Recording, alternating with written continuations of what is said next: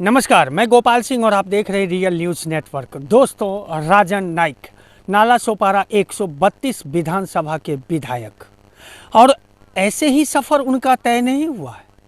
और राजन नाइक एक ऐसे कार्यकर्ता की कहानी जो वाकई राजन नाइक एक ऐसा कार्यकर्ता जिन्होंने संघर्ष के समय में ना तो पार्टी का साथ छोड़ा और ना ही संघर्ष करना छोड़ा।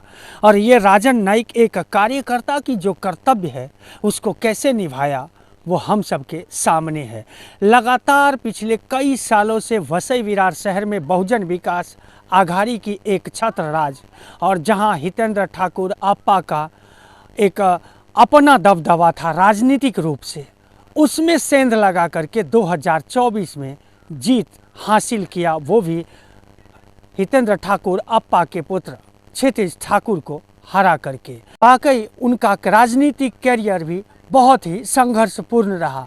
अकेले अपने दम पर पार्टी को मजबूत करना, एक एक बूथ प्रमुख के साथ उनका लगाव और उनकी मेहनत, ये वाकई उनमें एक खासियत और है कि वो सादगीपूर्ण जीवन भी जीते हैं और पूरी तरह से सादगीपूर्ण रहते भी हैं। वो कहीं भी किसी से भी सड़क पे उतर के मिल जाना, बात करना, और ये मुस्कुराते हुए चेहरे के साथ जब वो खुद अपने सामने वाले के सामने खुद को प्रस्तुत करते हैं तो वाकई वो सामने वाला भी उनका कायल हो जाता है। और यही कारण है कि आज राजन नाइक वसई विरार क्षेत्र में सबसे लोकप्रिय नेता माने जाते हैं।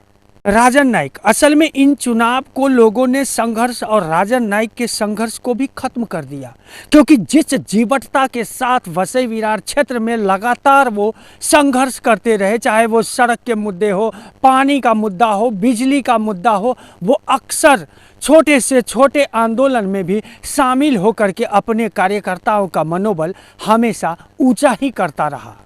एक विधायक ही नहीं, और जब से विधायक चुने गए हैं उसके बाद भी जो उनका पिछला जीवन का कार्यकाल रहा है वही कार्यकाल में आज भी जी रहे हैं। भले ही उनके ऊपर जिम्मेदारी आ पड़ी है, लेकिन वो लोगों के साथ मिलना जुलना, समस्याओं के समाधान के लिए हमेशा तत्पर रहना, ये कहीं ना कहीं राजन नाइक को एक आम विधायक से हट के एक अलग विधायक के रूप में स्थापित किया है। और पिछले एक साल में जिस तरह से उन्होंने लोगों के लिए और लोगों के लिए आगे बढ़ के आया है, उससे उनकी छवि में और चार चांद सी लग गई। राजन नाइक की एक सबसे बड़ी खासियत यह भी है कि वो विरोधियों पे कभी भी व्यक्तिगत हमला नहीं करते हैं। चाहे यहाँ, जबकि सबको पता है कि बहुजन विकास आघाड़ी पिछले 30 साल से यहाँ उनका एक छत्र राज रहा है म्यूनिसिपल कॉरपोरेशन में, लेकिन ऐसे समय में भी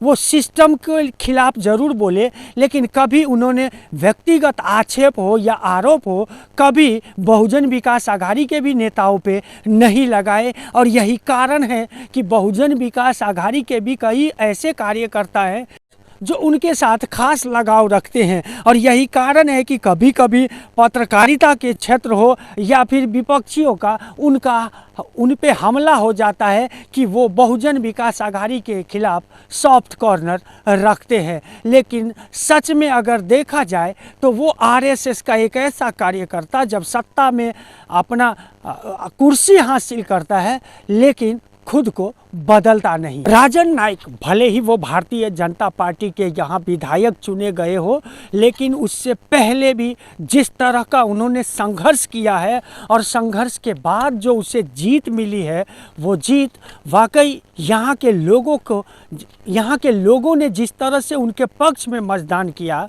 वो उनका जो संघर्ष काल का जो उनका जीवन था उस पे मुहर लगाया। अब देखते हैं पिछला एक साल में भले ही वो नारियल फोड़े हो, अभी भी बहुत सारी ऐसी जन समस्या है इस क्षेत्र में जिसे पूरा करना उनके लिए भी प्राथमिकता होगी। और यहाँ के लोगों के लिए तो सबसे पहली प्राथमिकता बन चुकी है, जिसमें सड़क हो, बिजली हो, पानी की व्यवस्था हो। राजन नाइक भले ही वो भारतीय जनता पार्टी के यहाँ विधायक चुने गए हो, लेकिन उससे पहले भी जिस तरह का उन्होंने संघर्ष किया है और संघर्ष के बाद जो उसे जीत मिली है, वो जीत वाकई यहाँ के लोगों ने जिस तरह से उनके पक्ष में मतदान किया, वो उनका जो संघर्ष काल का जो उनका जीवन था उस पे मुहर लगाया। अब देखते हैं पिछला 1 साल में भले ही वो नारियल फोड़े हो, अभी भी बहुत सारी ऐसी जन समस्या है इस क्षेत्र में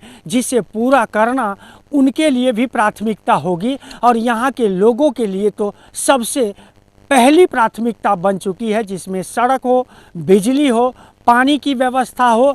राजन नाइक आज उनका जन्मदिन भी है। और आपको कैसा लगा ये वीडियो कमेंट के माध्यम से ज़रूर बताएं। चैनल को लाइक, सब्सक्राइब और शेयर करना ना भूलें।